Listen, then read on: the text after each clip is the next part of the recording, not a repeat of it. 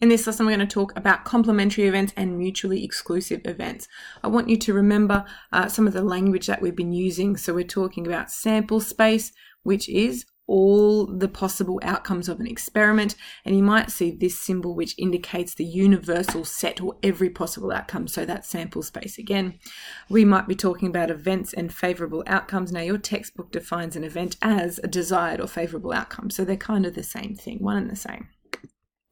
Okay, let's talk about complementary events. Now, complementary events do exactly that. They complement one another, which means if one is something, the other is not. Now, here's a pack of cards, and let's talk about some complementary events in packs of cards.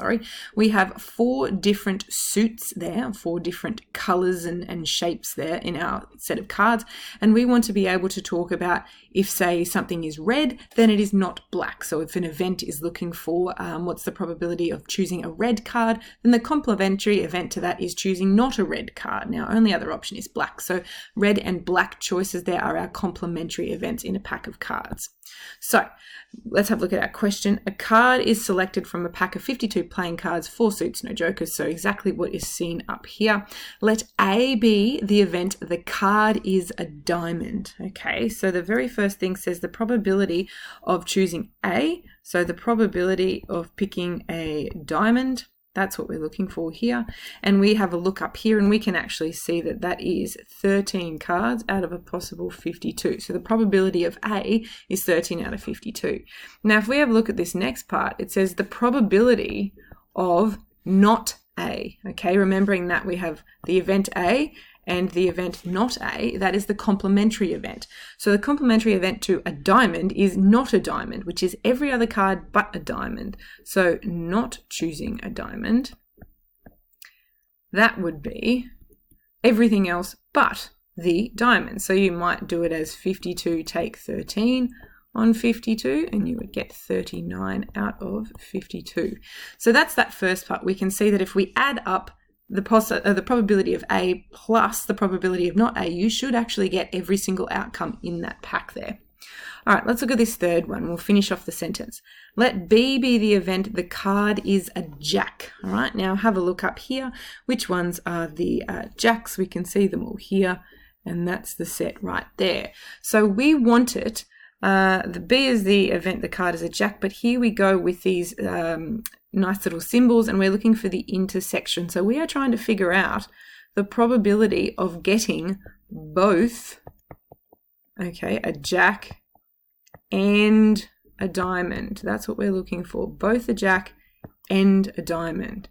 So we can actually have a look up here and say, what have we got? This is the number of jacks we have, only 4, but there's really only one of them here that is a diamond. So our option there is only 1 out of 52.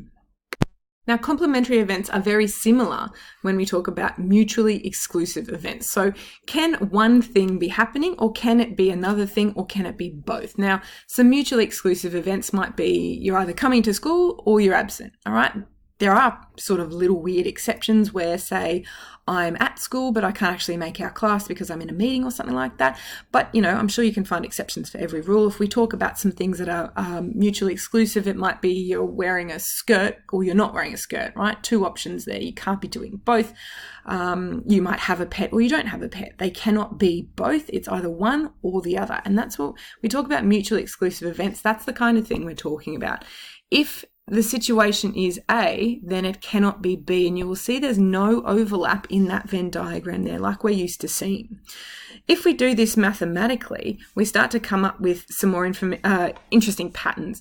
If we talk about, here's our nice little symbol there, either, or the union of A or B, well, really, we're talking about either A or B. It has to be adding up all of A and adding up all of B, but that's not always the case. Sometimes we have situations where we do have a double up. So they come up with this addition rule, and this addition rule is right here, all right? And when we sort through all the symbols, what it's actually saying to us is the probability of A or B, right? We can choose them from either category, doesn't matter, is if we take the probability of A, add in the probability of B, and take away the probability of something fitting into both categories. Now we take that away because if we look up here, we can see we're choosing all of the A circle, all of the B circle, but we don't want to count this intersection here twice. Okay, if you fit into both categories, you don't want to be counted twice.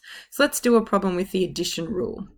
So this is our information from above. We've got the same information about the, let A be the card that is a diamond. Okay, so A is a diamond card and B is that it is a jack.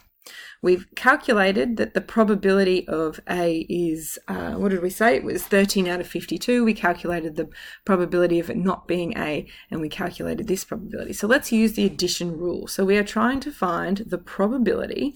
Let's scroll up and make sure we've got our correct symbols here. The probability of A or B is equal to the probability of A plus the probability of B. Probably could do this a bit neater. Taking away the probability of A and B, right? That intersection, we don't want to count them twice. So let's do this now. We know that the probability of choosing a diamond, remember that's what A was 13 over 52. We can add in the probability of B, and we know that there are 4 jacks in that pack, so it would be 4 out of 52. And we want to take away the probability that something fits into both of those categories. So let's have a look back up here. How many things did we have that fitted into that category? Just the one that is a jack and a diamond. So it was 1 out of 52 we have to subtract. 1 out of 52. So if we had to dig into a pack and we either wanted, remember this is our either a jack or a diamond, this is what our probability would be. Remember, it's out of 52 total cards. 13 plus 4 is 17. Take away 1. Okay, we're taking that away. We have a possibility of choosing 16 out of 52 cards there.